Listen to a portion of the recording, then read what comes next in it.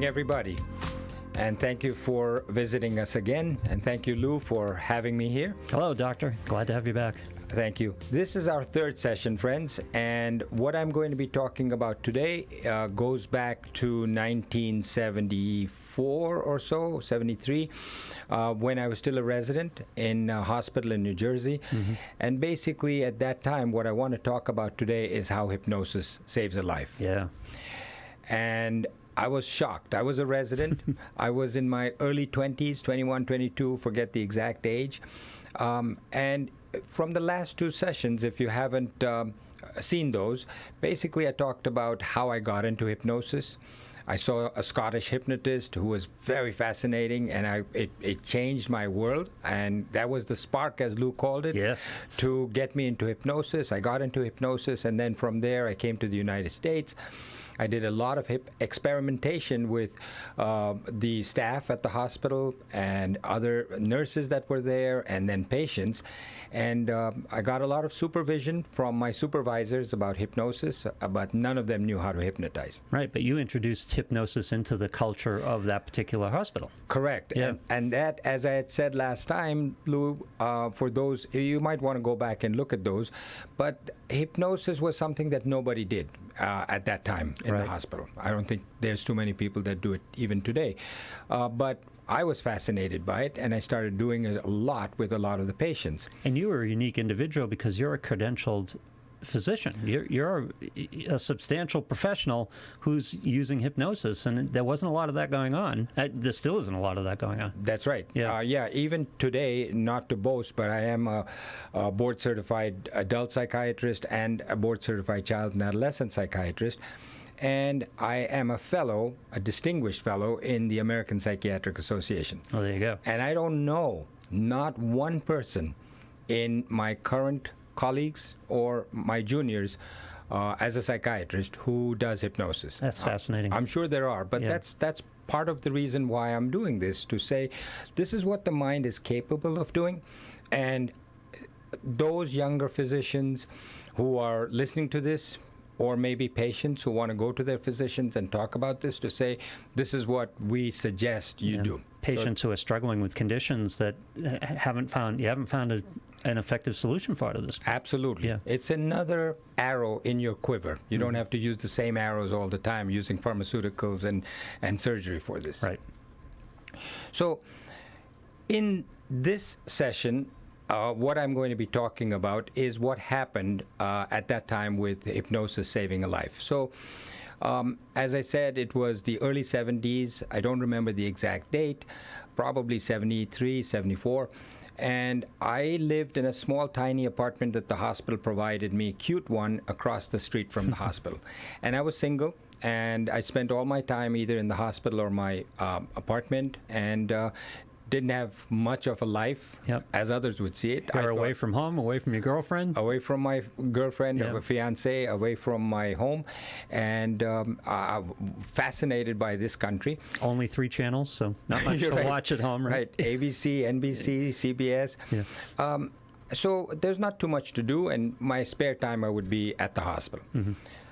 There were no beepers. No, I'm sorry, I don't remember if there were beepers, but there were no cell phones. Right. And so they had my home, the hospital had my home phone number, and one day I get a phone call, and the phone rings, and it's one of the nurses that I had hypnotized because she wanted to give up smoking. As I said, smoking was rampant then. Everybody smoked. A lot of people smoked. The nurse said, "We need you in the ICU." I said, "ICU? I'm a psychiatry resident." I was like a first-year psychiatry resident. I said, "What do you need me in ICU for?" And she said, "Well, this is a fascinating story, true story, Lou. We have a young man in his 20s, around the same age that I was, and he's got status asthmaticus, and he's already been given his last rites. The priest has been in here, gave him his last rites. His family's outside crying." Now, for the layman, status asthmaticus.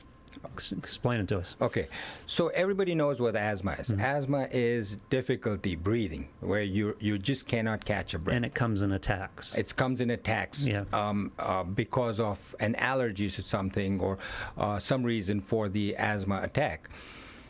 Status asthmaticus means that the asthma just doesn't break.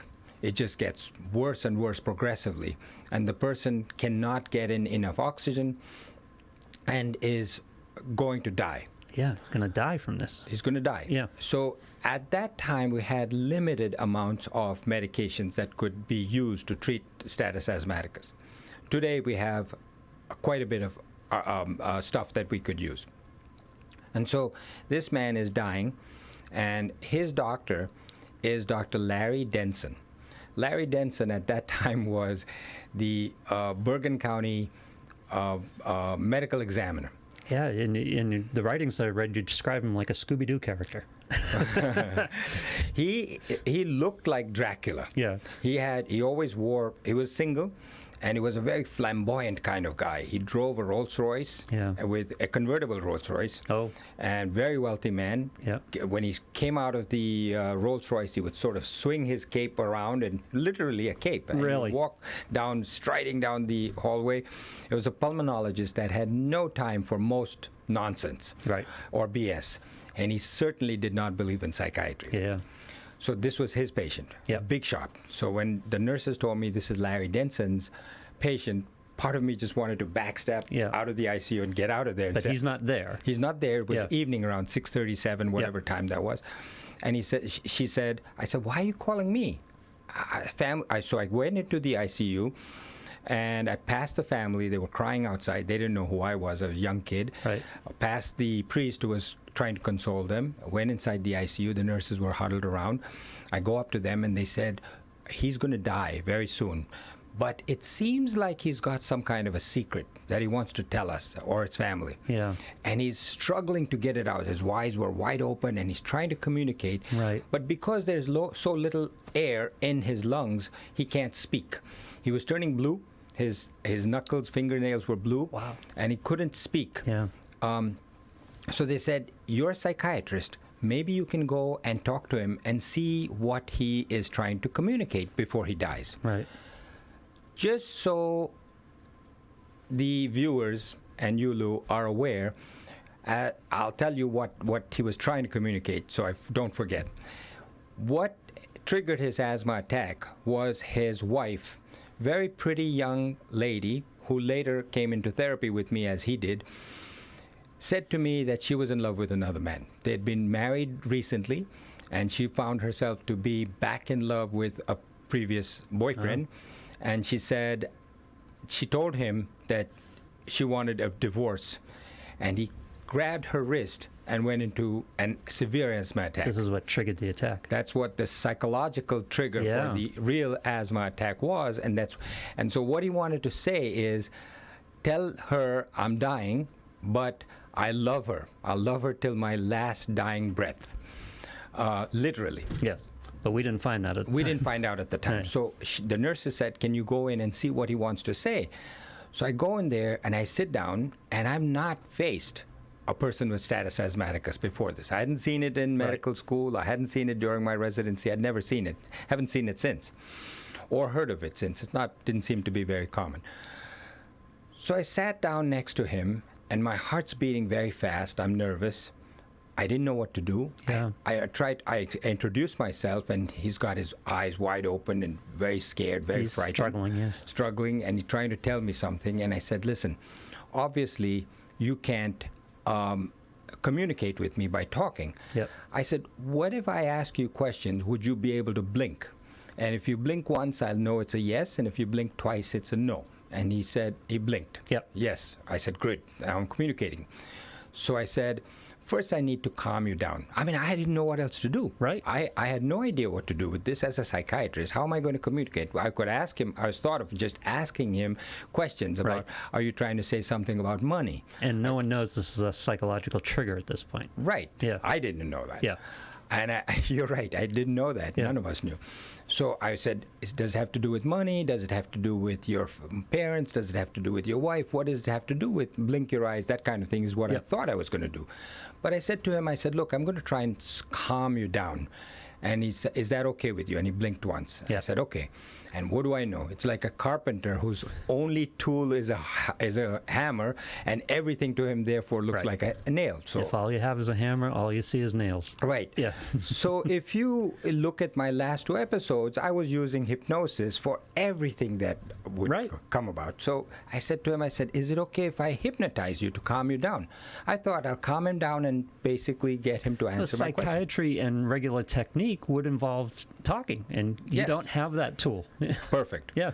So I couldn't talk to him. It was a one-way conversation. So I said maybe I'll hypnotize him, calm him down a little bit, buy myself some more time to ask him these questions, to which he would respond with blinking. So I said, "Is it okay if I hypnotize you?" And he blinked his eyes once, and I said, "Fine." So I started to hypnotize him, and lo and behold, to my surprise, his breathing started to calm down, and within a few minutes he was hypnotized. His arm was up. I Yeah. was using arm levitation. His arm was up, and he was like, the blueness started to fade, and he's like breathing deep and easy like you and I would breathe. Yeah. He was in a glass enclosed room in the ICU. The nurses were on the side in the nurses station. All of them are aghast because Yeah. they had him connected to monitors. They were looking at me, and I'm looking back at them. I was aghast. I couldn't believe it. I'm looking at them. They're looking at me. I said, "I don't know what to do." And they said they were pretending to clap like Yeah. this. And I said to myself, I couldn't be, what's going on here? So anyway, I hypnotized him, and his breathing became normal. And I said, forget about asking him what this was. I'll just keep hypnotizing him to calm him down. And then so I focused on his breathing, and I said, your breathing will become slower, your breaths will be deeper, longer. And I just continued in this fashion, and he was like a baby. Yeah. Asleep. Long, deep breaths, and with his arm up. And then I said, lower your arm and just relax. And the nurses signaled to me, said, should we call the family? And I said, no, don't call the family yet. Yeah. I don't want to put you don't know what's going on. false hope or Yeah. anything. And then I said to the patient, I said, stay in this state. I'll be right back. I'm going outside to talk to the nurses, because people who are hypnotized know what's going on to some extent. Right. They're not unconscious. And I said, I'll be right back, but do not change your breathing. Let it stay at this level. Right. And he was breathing very comfortably. I stepped outside, closed the door behind me. The nurses were absolutely ecstatic. They said, good, good. They said, okay, let's call Dr. Denson. I said, let me get out of here first. I don't blame you. So they said, okay. And they dialed him at his home. And they said, I don't think we've mentioned at this point. I may have missed it. I don't know if we mentioned that Dr. Denson is also the medical examiner. I did. I the think county. I did Yeah. mention that. Yeah. He was the medical examiner. So he's a pretty prestigious guy. He has a lot of clout. He was on the board of governors of the hospital. Yeah. He was, I think, president of the hospital. I'm not sure. Yeah. But he was politically powerful in the hospital, politically powerful, I think, within the state and, Yeah. and the county for sure. And he was medical examiner. And he was a very wealthy, very busy practitioner. Yeah. So they call him on the phone, and they tell him what had happened. And he said, I could hear him yelling, screaming at the top of his voice. Over the phone. Over the phone. And they had these old-fashioned phones, Yeah. with the cord and everything. Yeah. So I could hear him, and the nurse was like aghast and said, what is going on? Yeah. And she says, doctor, the patient is fine. He's breathing normally. And instead of being happy, he seemed angry. Yeah. And she said, who did it? And she said, gave my name, and he said, I want to talk to him. Who is he? And the nurse said, Dr. Denson wants to talk to you. Some 20-year-old resident. Right. So I pick up the phone. My knees are shaking. Don't forget, I had just come to this country Right. with great difficulty from India. And I didn't even have a visa at the time. Otherwise, if I'd had a visa, I would have been married and brought my wife with me. I Right. knew I had to get a visa, go back and get married. So everything sort of impinged on and hinged You're on. very vulnerable at this Yeah. point. Yeah. So I pick up the phone. My knees are shaking. I'm nervous, both from the experience that I just had with the patient, as well as the fact that Dr. Denson was mad and wanted to talk to me. Right. So he gets on the phone. He asks me my name. He says, "Who are you? Where are you? You're a resident." I mean, this is God talking to Right, me. He doesn't yeah. know who a first-year psychiatry resident is. And he said, "What did you do to my patient?" And I said, I didn't do anything. I told him the whole story, and I said, I hypnotized him. He said, you did what? What? And I said, I hypnotized him. And he said, what does that mean? And I said, well, I got him to calm down, and I said, your breathing will slow down. He says, that's not possible. He says, I've been doing this for X many years. Yeah. He says, my whole life, I've never heard of such crap. Yeah. I said, whoa. Oh, yeah. Now he pushed a button with me. But I didn't say anything, was respectful. He says, I've never heard such crap. And he says, you wait right there. Don't do anything. Don't give him any medications. Don't push him any IVs. He says, don't say anything to the family. I'll be right there. Right. Next thing, I could visualize him getting in his Rolls Royce and screeching into the hospital parking lot and racing up the Cape flying out the back of the convertible. And that's exactly how he came into the ICU, very rushed. And his face was beet red, and he looked at me, and he said, tell me what you did. I said, I hypnotized him. And he said, what did you give him?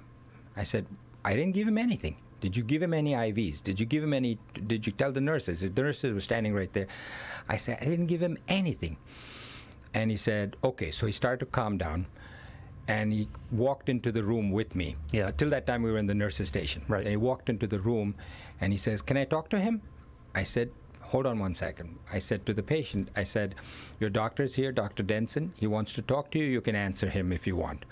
So Dr. Denson started talking to him, asked him questions. With his eyes closed, the patient was responding to him. And so the doctor was shocked. He couldn't believe it. He says, do you think we can bring his breathing? No. He said to me, you did this by hypnosis alone? Can you prove it to me? I said, I don't know how to prove it to you. I've never done this before. Right. But I said, maybe we can try to bring his heart rate, breathing up again. I mean, I was half joking. Yep. I said, but I don't know if I'll be able to bring it down again. And he said, no, don't do that. Yeah. He says, come on outside with me. So I left the patient again in that state, told him, came outside, we talked to the family. So that is the sort of the end of that story. Yeah. I mean, I was shocked that hypnosis was able to save this. After that, Dr. Denson, I mean, it was late. Did you have concerns about taking him out? What do we call it when he's in a state of hypnosis? What do we call that? A state of hypnosis. Well, a hypnotic state. Yeah. Hypnotic state. Okay. Yeah. Yeah. So did I have concern of bringing him out? Because lay people might call it a trance or something. I want to get the right. I was petrified of bringing him out of this hypnotic state. Yeah. I said, what happens if now the family's ecstatic that their son, the wife wouldn't be, but I don't know. The family, the brother, sister, parents who were there were shocked. The priest was shocked. They thought that it was too good to be true. Right. They came inside. They were crying tears of joy, very happy. And I was afraid of bringing him out of this state because I thought that, what's the chance that he will revert back again? Right. A part of me wanted to just leave him like that for the whole night and come back in the morning. It was late in the evening at the time.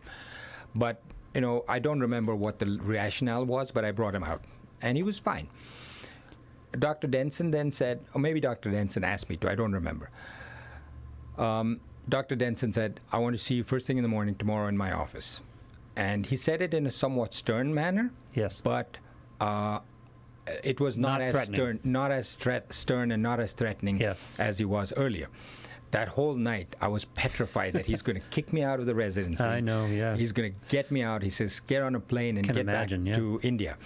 I was petrified. I don't think I slept very much, both from the excitement of this life-saving experience as well as from the fear of what was going to happen. The unknown of this meeting, yeah. So at that point, then the next day, I went to see Dr. Denson in his office, and he asked me a lot about the mind and psychiatry.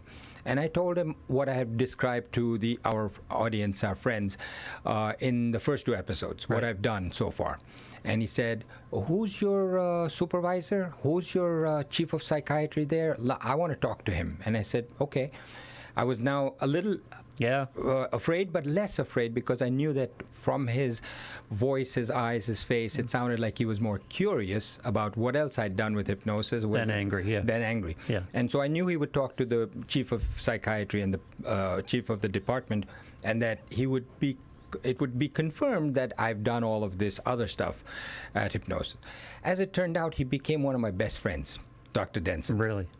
from that time on, he went from being a skeptic and anti-psychiatry to being very pro-psychiatry and one of my biggest proponents and advertisers. Every patient he met, every physician he saw, he would say if something wasn't working, he says, call this guy and try hypnosis or psych. So I told him, I said, listen, I'm also in psychoanalytic school. Right. I'm going 5 times a week for my own personal psychoanalysis. I'm studying this. I said, not everything works with hypnosis. Right. I said, we can do psychotherapy, we can do dynamic psychotherapy, we can do other stuff. He said, why don't you start with this young man that you just put into hypnosis in the ICU? Why don't you see, by that time, I had told, we'd been able to find out in the days subsequently what caused this. You knew what triggered the attack. From his wife. And he said, why don't you treat him in your office? And I said, the best way to treat you, to the young man, is to see your wife at the same time, to see what was going on. And, I should tell you a little bit of a follow-up, which is not good news. It's a little sad. So I started seeing the two of them separately and together in my office, trying to get them together. And part of me was wondering what was going, now that he's alive, what happened to that other man that the wife was still in love with? Was she going to drop it? And so I told her that everything she said to me would be confidential. And she says, I don't love my husband anymore. Yeah. I love the other guy, and I do want a divorce. And so I had said to the patient, I'm going to teach you how to hypnotize yourself. I need you to practice this all the time so that if an attack ever comes back again, you are able to hypnotize yourself and bring yourself out of the hypnosis, out of the state of asthma. And I taught him that, and very important that they practice, because it's like going into karate or taekwondo or judo. Like anything else. If you don't practice, when you need it, that skill isn't there for you. So I told him to practice. He never did. And I would ask him, I said, have you been practicing? No, because he hadn't had any asthma attacks after that. So the wife had told me that she was not going to say anything. We had a deal that she was not going to do anything until he uses hypnosis to control himself. Right. Unbeknownst to me, she went to her lawyer, got the papers for a divorce. I guess there was some complacency there, that they thought this is over now, behind us. Right. She brought the papers and handed to her husband. Again, he did the exact same thing, grabbed her wrist, had an asthmatic attack, and died. Wow. And same thing over again. Same thing over again. This time he didn't go into a state of status asthmaticus. I didn't hear about this until much later. Right, Dr. Denson told me that they had called him and said, this is what happened. Patients, of course, didn't show up for their appointments. And when I called, I didn't get an answer or a reply. Then Dr. Denson told me that this is what happened.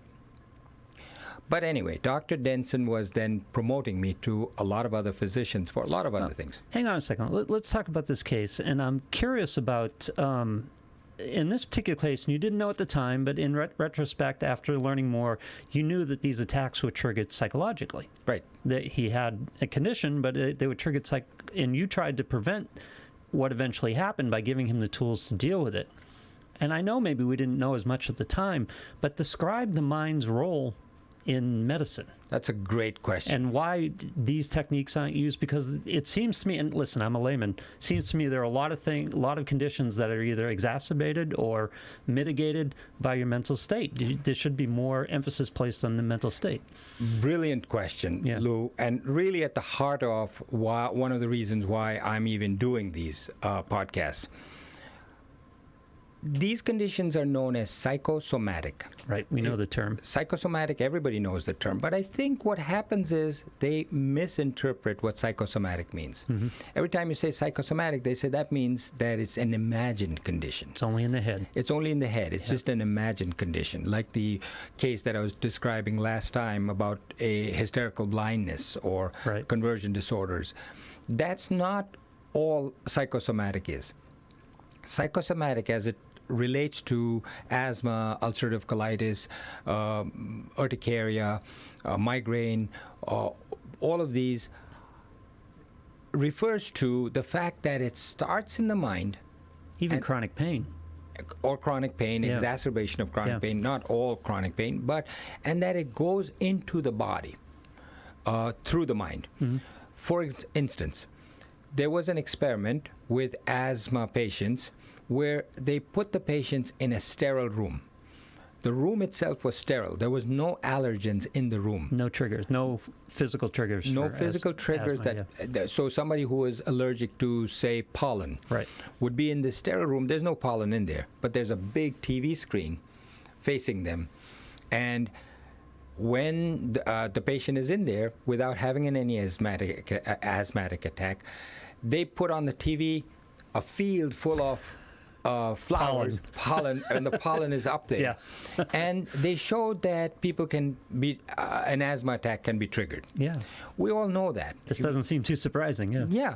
So we all know that people think of something, and if you say an allergy to a food allergy or whatever, if you think that this is shrimp and I'm allergic to Right. shrimp, they can have a perceived reaction. Sure. Going back to my first episode with Max Colley, the reverse can also happen, where Max Colley, if you remember from my first episode, put sterilized needles into Right. my friend's body and said, I'm touching you with a feather, I'm pulling it out, you will have no bleeding. Because my friend's mind thought that was a feather, he didn't bleed. Right. So the reverse is also true, and we've seen evidence of this in China where they do surgery with acupuncture. So ulcerative colitis... Acupuncture is anesthesia? Acupuncture... Acupuncture is pain. I don't blocking? exactly know Yeah. how it works, Yeah. but they basically use needles, Wow. the Chinese, and they can actually have surgery done. I don't know if it's major surgery or minor surgery Right. that they can do, but patients don't need anesthesia with that. Right. And I have actually hypnotized one woman who was petrified of having a baby without anesthesia, but didn't want the baby to be subjected to anesthesia. And she said, could you hypnotize me? And she was a level 4 hypnotic subject, which is very powerful, very good. I hypnotized her, and she told me later she hypnotized herself. She practiced diligently and regularly before the baby was to be born. She said to the doctor, I don't want any anesthesia, put herself in a state of hypnosis, and had the baby with no anesthesia. Holy cow, wow. So, and I've had professional athletes come to me for hypnosis. One of them was a tennis player, and he said, I get very distracted when I toss the ball up into the air, and I'm looking at the ball for a tennis player, Yep. and I see all these people waving Yeah. handkerchiefs and things like this. He says, I get distracted, and I can't play my best game. Yep. So I said to him, when you toss the ball up in the air, that will be your trigger to hypnotize yourself. And being a professional athlete, all he did all day long was practice, either Yeah. tennis or hypnosis. He Yeah. got to be very good at it, and he would hypnotize himself. He said, I completely would block out everything, and all I knew was hitting the tennis Right. ball. But I'm digressing. Yeah. So But the power of the mind in medicine, it doesn't seem to be being explored even today, it doesn't seem to be explored to the extent that it probably should be. And I'm hoping that what I'm saying now can be used as a trigger by people who are watching this to talk to their doctors, to do some research on it, to look at it for themselves. Because I don't do this anymore. Right. I'm retired. I don't do this anymore. And the only reason I'm saying this is for people to try and get the benefit that I know is there in their minds. For themselves, for their loved ones, that they can be of some. Hopefully, the medical profession, it's easy. Hopefully, the medical profession will also try to do some more work into this and use it more. There is lots of evidence. These things go in fads. And maybe one of these sessions we can talk about how powerful hypnosis used to be at various times in the United States. Really? Where every medical condition was treated first with hypnosis before something else. I wasn't aware that period existed. Oh, yeah. Yeah. And there were specific physicians who practiced only hypnosis, and they treated everything very well with hypnosis.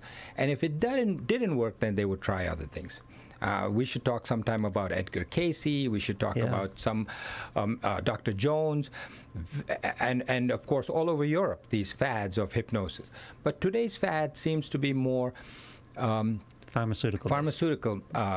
If this medicine doesn't work, then try this. If this doesn't work, then try this. And it's an easier thing to do, but hypnosis is pretty easy too. Right. I'm not saying it's a panacea. I'm not saying it works for every condition. Yeah. But it's worth a shot. It doesn't hurt. Doesn't hurt for Yeah. sure. Takes one session. And doesn't interfere with any type of other treatment that you may You be can doing. still do Yeah. medication, still prescribe to the patient a medication, and then try to hypnotize at the same time. It doesn't cost you anything. 10, 15 minutes. Not everybody's hypnotizable.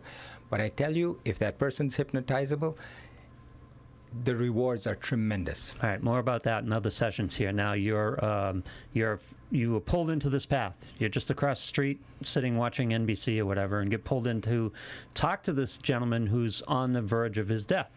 And it turns out you save his life by Right. calming down his breathing and bringing him out of a constant, persistent asthmatic attack. Correct. That would have killed him. Yes. And you develop a relationship Yes. based on that. Where Yes. does it take you from there? So Dr. Denson then, and I will in our next session, I'll talk about how Dr. Denson asked the police to call me on a cold case, a murder of a young college student who had come home from college for the summer, and her body was she was missing. Then they subsequently found her body in the wooded sections of New Jersey where there were nobody. And they had But no this is idea. after a series of times where Dr. Denson has brought you in on cases and started to use you and integrate your skills into what he was doing. Correct. Yeah. So yes, and next session I'll talk about the murder, but just briefly, and if people are interested, is there a way for them to write to us, Lou? Oh, sure. They can put a comment on this video Okay, and they go, or they can, on the page, they can message us directly. great. Yeah. So if you would do that, friends, there are, if you're interested, I have had experiences with ulcerative colitis. Fascinating story, by the way, of this one lady, the first person I treated with ulcerative colitis with hypnosis. A severe migraine attack. Again, I'm a layman, but ulcerative colitis seems to be a stress related, and that stress can make it much worse. Yes. Or help you calm it. Yes. So again, the power of the mind in that particular illness is strong. Yes. Yeah. Ulcerative colitis, spastic colitis, Crohn's, all of these. I think most people recognize the part that the mind plays in exacerbating it. Yeah. People know that, when they're upset, when they're stressed, when they're angry, that their colitis gets exacerbated. Are automated systems like digestion, breathing, more vulnerable to this type of influence by Correct. the mind? Yeah. Yes, all of these systems of ours are controlled by their boss, the mind. Yeah. And so what we need to do is to have people recognize that the mind can also control it. Just as it can exacerbate it, it can make it better and It make can it be go an ally away. to help you. Yes. Yeah. So I have stories of patients with ulcerative colitis, migraine. I had a young child, early adolescence, whose mother brought him to me at the recommendation of her physician, because nothing would work for this boy, and they actually were thinking of doing surgery Oh my. on him in his head to basically control the migraine. She said, before I allow them to open up my son's brain Yeah. to control his migraine, I was hoping that I could my doctor said, try hypnosis with you. I hypnotize them. Children are often more hypnotizable than adults. Are they? Yeah. I don't know. I haven't done it on a lot of kids. I've been hesitant.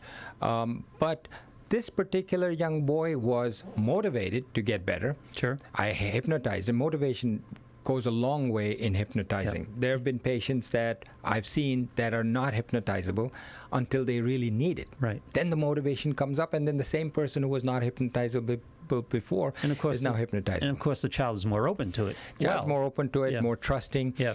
So I hypnotized him, and he was able to reduce the headaches. Mm-hmm.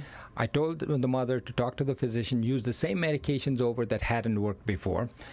And so the physician did. And I continued to hypnotize the young boy. And, it wasn't like a 1, 2, 3, the migraines were gone. Right. But with continued sessions of hypnosis, practice of hypnosis, because the mother was on him all the time, hypnotize yourself, Sure. practice. Yeah. The young boy practiced, the medications were given to him, the same medication started working, the hypnosis was working, and he was free of headaches. Wow. And they didn't have to put a scalpel to his brain, to his scalp, to his head. Okay, I can't wait till we explore this. You can find previous sessions of Memoirs of a Psychiatrist on the page, Memoirs of a Psychiatrist. Just go to the video section, leave comments if you like. That would be great. And you can see all the sessions that we've done at this point. Depending on when you're watching it, we may be further down the road. But next up, session 4, we're going to talk about your first murder case. First murder case. That would be fascinating to a lot of people, as I'm hoping that so far what we've talked about has been. So thank you very much for watching and listening, and I'll see you next time.